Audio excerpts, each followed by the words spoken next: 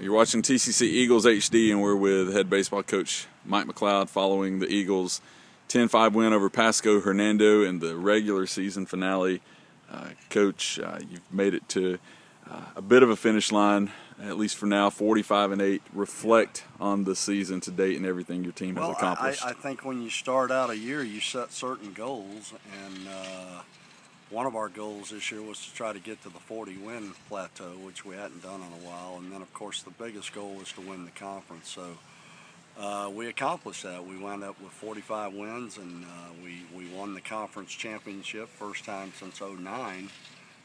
So these kids got to feel real good about themselves. But what I like about them is they still have some serious goals in front of them, and I think they're going to do everything in their power to try to achieve that. And we're talking about a state and regional championship to go to a World Series.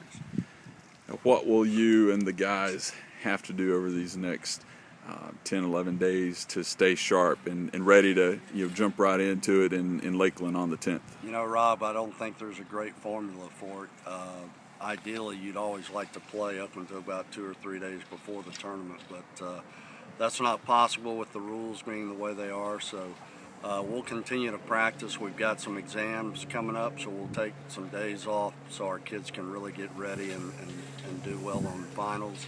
And then we'll get back to practicing and trying to throw our pitchers live against our hitters and try to take as many defensive reps as we can and just stay sharp. And that's a great question because there isn't a great formula and there's not a great answer for that.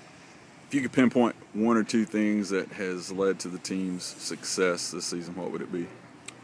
Maturity and poise. We got a bunch of sophomores on this team that have kind of been there. This is a tough conference for a freshman. Running up and down I-10 is just it's really, it'll wear you out. And these guys stayed tough. They got their rest.